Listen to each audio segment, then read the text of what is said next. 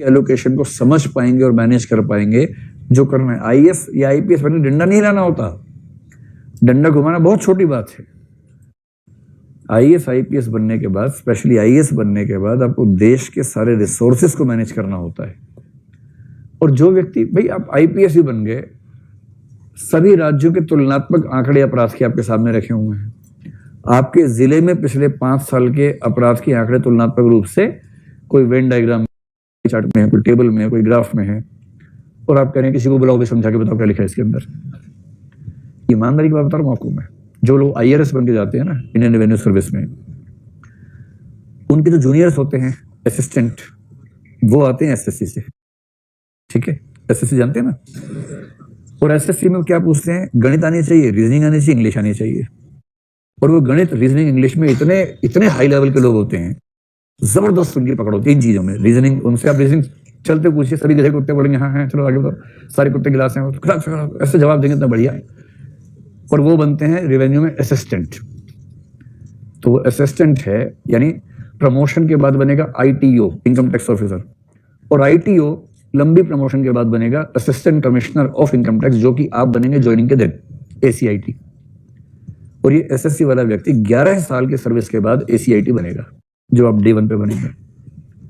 असली बात आप सुनो, कई ऐसे असिस्टेंट कमिश्नर इनकम टैक्स होते हैं, आईआरएस बन गए, अकाउंटिंग आज तक सीखी नहीं है क्योंकि स्कूल में नहीं पढ़े, अकाउंट आर्ट्स पढ़े हुए थे, मैथ्स आता नहीं है, सी सेट में रीजनिंग और कॉम्प्रिहेंशन से काम चल गया था, क्वालिफाई कर लिया था।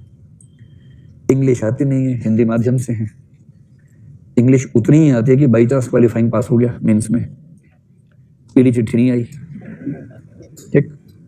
ये बहुत रेयर कॉम्बिनेशन है, ऐसा कॉम्बिनेशन बहुत सारे लोगों में होता है, बहुत लोगों में। और इंटरव्यू ठीक से हुआ, सीधे आईआरएस में लैंड किया, ट्रेनिंग हुई आईआरएस की, ट्रेनिंग में आते हैं सीए, इनकम टैक्स एक्ट सिखाते हैं, और इस आदमी का दिमाग का धुआं हो जाता है इनकम टैक्स एक्ट समझ के। इनकम टैक्स कैलकुलेशन सिखा रहे हैं, कॉर्पोरेट टैक्स कैलकुलेशन सिखा रहे हैं, उसको लग रहा है कि अरे यार औरंगजेब कहाँ चला गया। हमें तो उसमें मजा आता था, ये क्या क्या सिखा रहे हैं हमें और क्यों सिखा रहे हैं। उसके बाद फाइनल हो गया, ट्रेनिंग पूरी। ट्रेनिंग में पास करना ट्रेनिंग एकेडमी की नैतिक जिम्मेदारी होती है, वरना यूपीएससी पे सवाल उठ जाता है। इसलिए आप वहां कितना भी खराब पढ़े, अंत में पास करवा देते हैं। यहां तक कि चीटिंग का ऑर्गेनाइज सिस्टम काम करता है वहां पर कि भैया पास होना है आपको, यूपीएससी की प्रतिष्ठा का सवाल है, किसको सुन के भेज दिया है।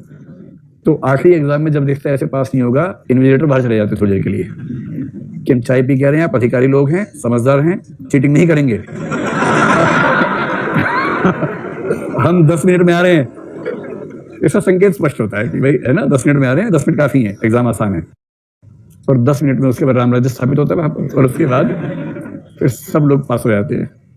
तो इनको लगता है हमारा झंझट तो खत्म हुआ, अब मिनिस्ट्री ऑफ फाइनेंस देखेगी बाद में। फिर वो फील्ड में जाते हैं। अब एक जिला या एक छोटा जिला उसके हाथ में असिस्टेंट कमिश्नर इनकम टैक्स, उससे बस 3 असिस्टेंट हैं, एक आईटीओ है। दावे से कह रहा हूं कि 90% केसेस में असिस्टेंट्स को लगता है कि ये आदमी बना कैसे आईआरएस। 90% केसेस में ऐसी स्थिति होती है। मतलब आईआरएस ऐसे भी आईआईटी वाला था और आईएएस एग्जाम दिया, आईआरएस हो गया। जब वो बन गया तो ऐसे होता है, प्रभु आप आए आईआरएस बन गया, तो प्रभु वाले मूड में रहते हैं।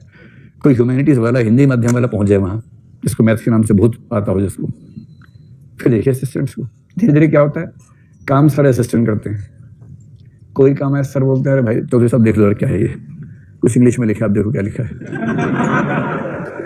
इसका टैक्स कैलकुलेट करना जरा, कैसे करते हो तुम लोग यार, कैसे करते हो। इसको लगता है कि हम तो जैसे करते, भाई तू आया कैसे यहाँ पर, तुम यहाँ पहुंचे कैसे, ये हालत हो जाती है। और उसके बाद जब केस की सुनवाई, ये भाई साहब जज भी तो है। असिस्टेंट कमिश्नर होने का मतलब है कि आप जज हैं। जज का मतलब इनकम टैक्स या जीएसटी के मामलों में आप जिस भी सर्विस में हैं, उसके केसेस आपके पास आएंगे। किसी पे आपने भेजा, एक पत्र भेजा कि आपका टैक्स ठीक नहीं लग रहा हमें, तो डिस्कशन करनी होगी, केस कर दिया। वो आदमी आया, उससे वकील भेजा अपना, वो वकील एलएलबी प्लस सीए है। आमतौर पे टैक्सेशन के वकील सीए प्लस एलएलबी होते हैं।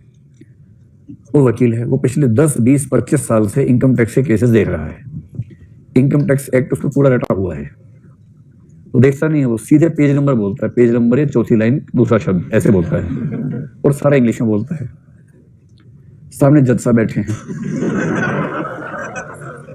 जज साहब ने ना इनकम टैक्स ठीक से पढ़ा क्योंकि एकेडमी में वो बाकी कामों में व्यस्त थे। अंग्रेजी ठीक से आती नहीं, कैलकुलेशन करनी आती नहीं है। कोई बोल दे 3000 का 20% है तो 5 मिनट रुको यार। 3030 गुणा 20/100, 2 जीरो यहां से कटी, 30 गुणा 20 600। 2-2.5 मिनट के बाद बोले हाँ 600, आगे बताओ। आप समझ रहे हैं कि जो वकील सामने खड़ा है, इधर दूसरा वकील खड़ा हुआ है, 2-3 असिस्टेंट खड़े हैं। वकील असिस्टेंट को देख के पूछ रहे हैं क्या ये, तो कह रहे हमें क्या पता कौन है आगे। क्या करेगा? अगर आप चाहते हैं कि आप IAS बन के ऐसी छवि लेके जिए तो ऐसी जिंदगी जीने से अच्छा आदमी मर जाए। ये जीना भी कोई जीना लल्लू, जीवन तो थोड़ा सुंदर होना चाहिए ना।